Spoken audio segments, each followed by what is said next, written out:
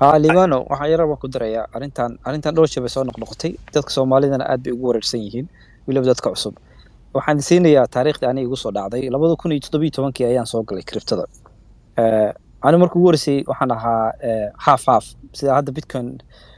maximalist oo ahay uma ahayn waagaas waxaan ahaa coinanka kalena waxaan chance baa siin jiray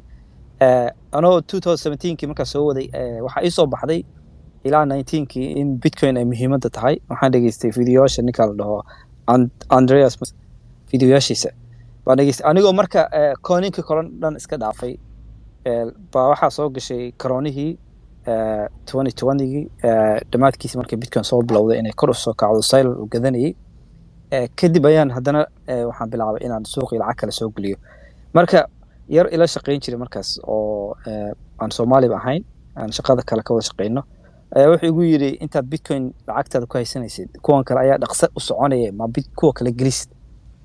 wuxuu yiri kala soo bax bitcoin ba dhowr kor jirtay wuxuu yiri kala soo bax kuwan kale geli oo kuwan ba si fiican u soconaya oo degdeg lacag u sameynay sida hadda ninkan u sheegayo ninkan la yiraahdo Nasir noo sheegayo sidii taladiisii ma qaatay lacagtii waa kala soo baxay weliba lacag kale oo 10,000 oo pound lacag ku dhow baan geliyay shitcoins kan 10,000 hadda run idii sheego lacagtaas dhan waa almost waxa weyn waxba kama hayo anigoo de waqti badan geliyay ogaada oo aan waxay ahayn waqti badan baa gelin jiray corona guriga la iska joogo waa ogeydeen time badan ayaan wax ku isbedel gareyn jiray inaan information ka raadiyo youtube-kayga markaas soo gelin jiray casharada soo gelin jiray dadka sida loo helo coinanka macnaha hadda soo baxay kuwa shidan kuwa decentralized exchange-ga markaa weli la soo gelin kuwa whitelist ma ka qayb galay waxaas dhan waa soo maray marka anoo intaas waqti ku bixiyay hadda idin sheegayo aniga si daacadayga tahay hadda wax aniga liibaan waxaan ka faa'iideyna ma lahan inaan idin diidno inaan coin hadda soo baxa gadataan anagu ma waa gadan karnaa laakiin waxaan idin sheegaynaa khibradan soo marnay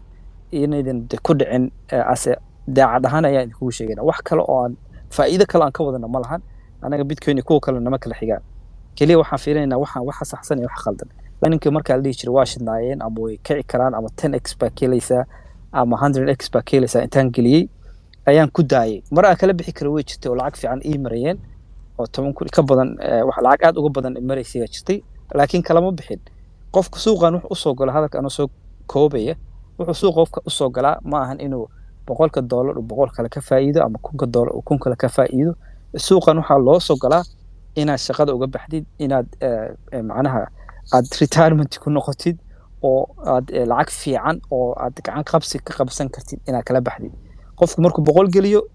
wuxuu sii sugay inuu lacagtaas weyn raadinayo marka sida u sugaysid inaad lacagta raadinaysid ayaa wax kugu soo dhacaysa inay lacagta dhan lunto sida aniga ugu dhacdo kale marka yaan hadalka idinku daayinay arintaas Nasir sheegay dad badan waa la soo weydiiyaa mar walba la soo weydiiyaa macnaha sida u fakarnina midkaan ba maatay 20% kor u kacday 30% kor u kacday ma gadaysaa hadda ku shitcoin-ka ay maanta 50% kacday hadda ku weydiiyo miska seel garanaysaa 99% uma badna inaad seel garaysid wax u badan tahay inaad sii haysid waan ku soo celinaya qofkii kale oo gacanta u taagan tahay